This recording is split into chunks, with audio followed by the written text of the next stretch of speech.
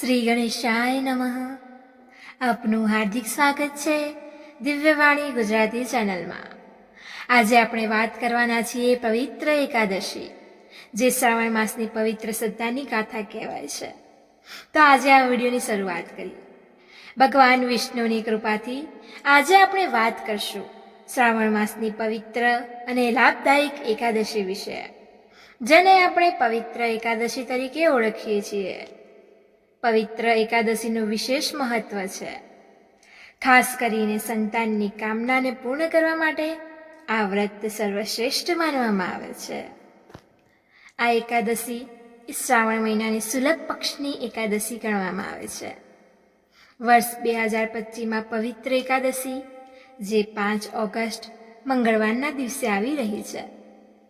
આ દિવસની ધાર્મિક શક્તિ એ જીવનમાં શુદ્ધિ, સંતાન સુખ, પાપની મુક્તિ અને આત્મશાંતિ આપે છે. આ એકાદશીને પુત્ર પ્રાપ્તિ માટે પણ સુખ અને ખૂબ લાભ માનવામાં આવે છે. તેથી જ આ એકાદશીનું બીજું નામ છે પુત્રદા એકાદશી. પુરાણોમાં આ વ્રતની પીઠભૂમિએ એક સુંદર કથા સંભળાય છે. સમય હતો દ્વાપર યુગનો. ધર્મરાજ યુધિષ્ઠિર શ્રી કૃષ્ણ ભગવાનને પૂછે છે, હે કેશવ, શ્રાવણ માસની શુક્લ એકાદશીનું શું નામ છે? એ વ્રત કઈ રીતે કરાય છે અને તેનું ફળ શું છે? ત્યારે શ્રી કૃષ્ણ ભગવાનને કહે છે, હે રાજા, આ એકાદશી પવિત્ર એકાદશી કહેવાય છે. જે વ્યક્તિ આ વ્રત કરે છે અને એકાદશીનું પાલન કરે છે, તેને અજ્ઞાનનો નાશ થાય છે, પાપોથી મુક્તિ મળે છે અને સંસારના દુઃખોથી પણ મુક્તિ મળે છે. ખાસ કરીને જે દંપતી જીવનમાં સંતાન સુખની વંચિત હોય તેમના માટે આ વ્રત શ્રેષ્ઠ છે. પવિત્ર એકાદશીનો એક સૌથી મોટો લાભ એ છે કે આ વ્રત સંતાનની ઈચ્છા રાખવા કરતાં દંપતી જોડે માટે વિશિષ્ટ ફળદાયક માનવામાં આવે છે. આ વ્રત શાસ્ત્રોમાં એવું કહેવામાં આવ્યું છે કે જેમને આ વ્રત નિષ્ઠા અને ભક્તિથી કર્યું છે તેમને પુત્ર રત્નની પ્રાપ્તિ થઈ છે. આ જ કારણે તેને પુત્રદા એકાદશી પણ કહેવામાં આવે છે. હિન્દુ ધર્મમાં એકાદશીનું મહત્વ એ ખૂબ જ વિશાળ છે. દરેક મહિનામાં 2 એકાદશી આવે છે, એક કૃષ્ણ પક્ષે અને બીજી શુક્લ પક્ષે. આ તમામ એકાદશીમાં ખાસ કરીને શ્રાવણ મહિનાની શુક્લ પક્ષની એકાદશી, જેને પવિત્ર પુત્રદા એકાદશી કહેવામાં આવે છે, તેનું સ્થાન અત્યંત ઊંચું છે. આ એકાદશીનું વિશિષ્ટ મહત્વ છે કે જે યમદોષ, પુત્રદોષ તથા સંતાન સુખમાં વિઘ્ન લાવતો દોષ હોય છે તેને દૂર કરી શકે છે. જેમના ઘરમાં સંતાન નથી, જેમને દીકરો નથી થતો, જેમના જીવનમાં સંતાન ન હોવાના કારણે ખાલીપો છે, એવા દરેક લોકો માટે આ એકાદશી ભગવાન દ્વારા દયાવશ મળેલી અમૂલ્ય ભેટ છે. ચાલો હવે સાંભળીએ તે પાવન વ્રતની પ્રાચીન અને દિવ્ય કથા, જેનું વર્ણન પદ્મ પુરાણમાં ભગવાન શ્રી કૃષ્ણ યુધિષ્ઠિરને કહ્યું હતું. પાંડવોની વાણીએ ભગવાન શ્રી કૃષ્ણને પૂછ્યું, હે શ્રી કૃષ્ણ, હે જગન્નાથ, કૃપા કરીને કહો કે શ્રાવણ શુક્લ એકાદશીનું નામ શું છે? તેનું શું મહત્વ છે? તે વ્રત કરવાથી કઈ કઈ સિદ્ધિ પ્રાપ્ત થાય છે? ત્યારે ભગવાન શ્રી કૃષ્ણ એ પ્રેમપૂર્વક યુધિષ્ઠિરને ઉત્તર આપે છે, હે રાજન, શ્રાવણ મહિનાની શુક્લ પક્ષની એકાદશીનું નામ છે, જે છે પવિત્ર એકાદશી. પવિત્ર એ અર્થમાં કે જીવનમાંથી દરેક પ્રકારના પાપો અને દુઃખોનો પવિત્ર બનાવી દે છે. આ એકાદશી એ દુર્લભ સંતાન પ્રાપ્તિ માટે વરદાન રૂપ છે. આ એકાદશીનું વ્રત કરી ભગવાન વિષ્ણુની ભક્તિ કરીને જો કોઈ પુત્ર ઈચ્છે છે તો ભગવાન ચોક્કસ તેનો આશીર્વાદ આપે છે. આ એકાદશીથી સંકળાયેલી એક પ્રાચીન કથા છે, જે મથુરા નગરીના રાજા સુકેતુના જીવન સાથે જોડાયેલી છે. સતયુગના સમયની વાત છે. મથુરા નગરીમાં સુકેતુ નામના એક રાજા શાસન કરતા હતા. તેઓ ધર્મનિષ્ઠ હતા, ભક્તિવાન હતા અને પ્રજાને પોતાના સંતાનની જેમ પ્રેમ કરતા હતા. રાજ્યમાં સુખ, શાંતિ અને સમૃદ્ધિ હતી. તેમ છતાં રાજા અને રાણી બંને ખૂબ દુઃખી રહેતા. તેનું એકમાત્ર કારણ હતું સંતાન સુખનો અભાવ. રાજાએ અનેક યજ્ઞો કર્યા, બ્રાહ્મણોને દાન આપ્યું, તીર્થયાત્રાઓ કરી, પણ પુત્ર સુખ મળ્યું ન હતું. પુત્ર વિનાનું તેમનું જીવન અધૂરું લાગતું હતું. તેઓ રાત્રે નિંદ્રા પણ નથી કરતા. સમય જતો રહેતો, મનમાં અસહ્ય દુઃખ વધુ આવતા હતા.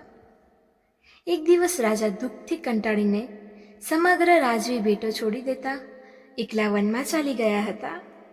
તેઓ ત્યાં વૃક્ષ નીચે બેસીને ઉપવાસ પર રહી ભગવાનનું ધ્યાન કરવા લાગ્યા. તેમની તપસ્યા એટલી ઉગ્ર હતી કે દેવતાઓ પણ હંમેશા તેમનું ધ્યાન કરતા રહેતા. ત્યારે પવિત્ર લોકોની કેટલાક દિવ્ય દેવદૂત પૃથ્વી પર ઉતર્યા.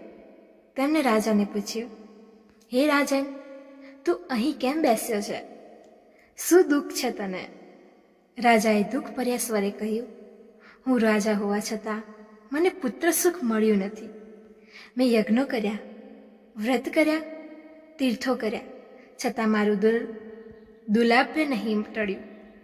હવે મારામાં જીવન જીવવાની ઉર્જા નથી રહી. ત્યારે દેવદૂતે નમ્રતાથી કહ્યું, હે રાજા, તારા માટે એક વરદાનરૂપ ઉપાય છે. તું શ્રાવણ મહિનાની શુક્લ પક્ષની એકાદશી એટલે કે પવિત્ર પુત્રદા એકાદશીનું વ્રત રાખ. તું ઉપવાસ કર, ભગવાન વિષ્ણુનું પૂજન કર, રાતે જાગરણ કર અને દિવસે દાન પૂર્ણ કર.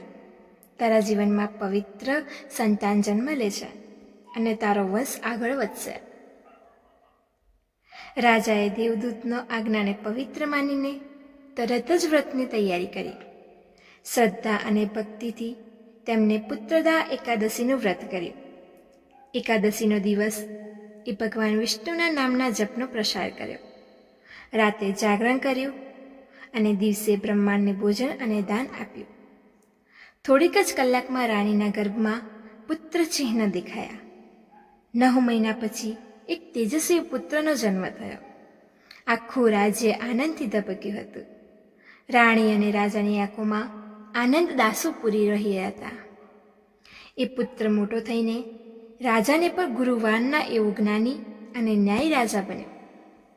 આ પાવન કથા આપણને શીખ આપે છે કે જીવનમાં શ્રદ્ધા અને ધીરજથી ભગવાનની આરાધના કરીએ તો શક્ય એવું કોઈ પણ વસ્તુ રહેતું નથી. પુત્રદા એકાદશી માત્ર સંતાન સુખ માટે નહીં, પણ જીવનની દરેક મનોઈચ્છા પૂર્ણ કરવાની દિવ્ય તિથિ. સમાપન શ્લોક. એકાદશી વ્રતેનાય પુત્ર લાભો ન શસ્ય ભક્તિ ભાવે યત કૃત્ય સર્વસિદ્ધિ મવાન્યુહાત.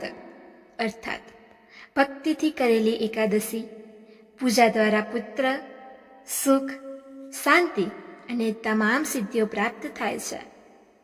પવિત્ર પુત્રદા એકાદશી એ શ્રાવણ મહિનાની શુક્લ પક્ષની 11મી તિથિ આવતી આ એકાદશી છે. પોતાના વિશિષ્ટ મહત્વ અને પૂર્ણ માટે જાણીતી છે. જે લોકો સંતાન સુખની ઈચ્છા ધરાવે છે, તે પિત્તદોષ પીડાતા હોય અથવા ભગવાન વિષ્ણુની કૃપા ઈચ્છે છે, તેમના માટે આ દિવસ અત્યંત ઉત્તમ છે. આ દિવસે પૂજા કરવી, ઉપવાસ કરવો અને ભગવાનના નામનો જાપ કરવો જીવનમાં દિવ્ય ઉર્જાનો પ્રવાહ લાગે છે. ચાલો હવે જાણીએ કેવી રીતે આ પૂજાનું કરવું અને વ્રતનું પાલન કરવું. વ્રત રાખનાર વ્યક્તિએ એક દિવસ પહેલાંથી સત્યકાળમાં મન લગાવવી જોઈએ. દસમીના દિવસે સંયમથી આહાર લેવો, અનાજને ટાળવો, રાતે શુદ્ધ વિચારો સાથે નિંદ્રા લેવી, મન, વાણી અને શરીરને શાંત અને શુદ્ધ રાખવા યોગ, મંત્ર, જાપ વગેરે કરવો. સાંજથી પહેલાંનું સ્નાન અને સંકલ્પ કરવો. વહેલી સવારે બ્રહ્મ મુહૂર્તમાં ઉઠીને તુલસીનું જળ પીવીને સ્નાન કરવું. તીર્થજળ એટલે ગંગાજળ વાપરીને સ્નાન કરવાથી અતિ પવિત્ર પ્રાપ્ત થાય છે. કપડાં શુદ્ધ પહેરીને પૂજા કરો. પૂજા કરવા માટે પવિત્ર જગ્યા તૈયાર કરવી. ભગવાન વિષ્ણુના ચિત્ર કે મૂર્તિને ઘરની પૂજા જગ્યા પર સ્થાપિત કરવી. દીવો, ધૂપ, પુષ્પ, તુલસી, ફળ ફળાદી અને નૈવેદ્યને તૈયાર કરો. હવે બંને હાથ જોડીને સંકલ્પ લો. હે શ્રી હરિ, હું આજે પાવન પુત્રદા એકાદશીનું વ્રત પાળું છું. તમારા આશીર્વાદથી પુત્ર લાભ અને પવિત્ર જીવનની પ્રાપ્તિ માટે આ વ્રત કરું છું. કૃપા કરીને મારો સંકલ્પ સ્વીકારો.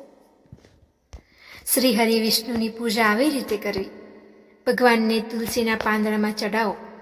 તુલસી વિના વિષ્ણુ પૂજા અધૂરી છે. દુર્બા, ચંદન, ફૂલો, મીઠાઈ, પાન, સુપારી વગેરેનું પૂજન કરો. ઘંટ વગાડી ભગવાનની આરતી કરો.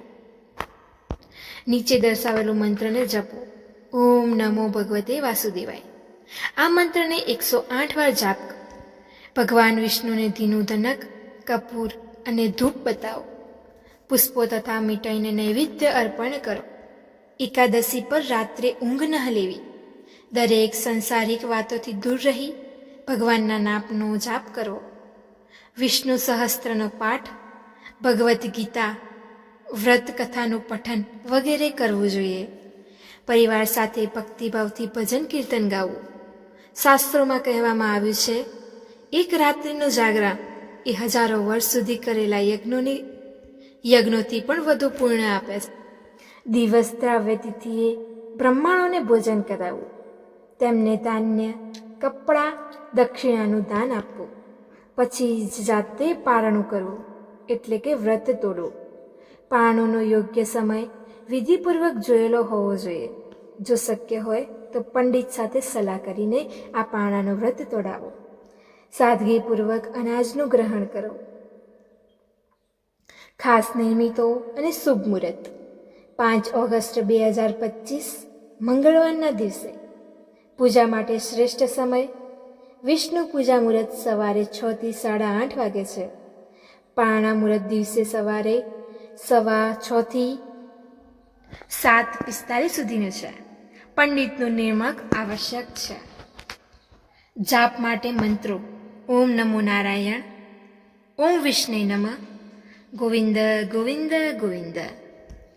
જે વ્યક્તિ શ્રદ્ધાપૂર્વક આ એકાદશીનું વ્રત કરે છે અને વિધિપૂર્વક પૂજા કરે છે તે પિતૃદોષથી મુક્ત થાય છે, પુત્ર સુખ પ્રાપ્ત કરે છે અને જીવનમાં પવિત્રતા તથા ધૈર્યનો પ્રવાહ આવી જાય છે. જ્યાં ભગવાનનું નામ છે ત્યાં કલ્યાણ છે. જય પવિત્ર પુત્ર એકાદશી. શ્રી વિષ્ણુ નમઃ.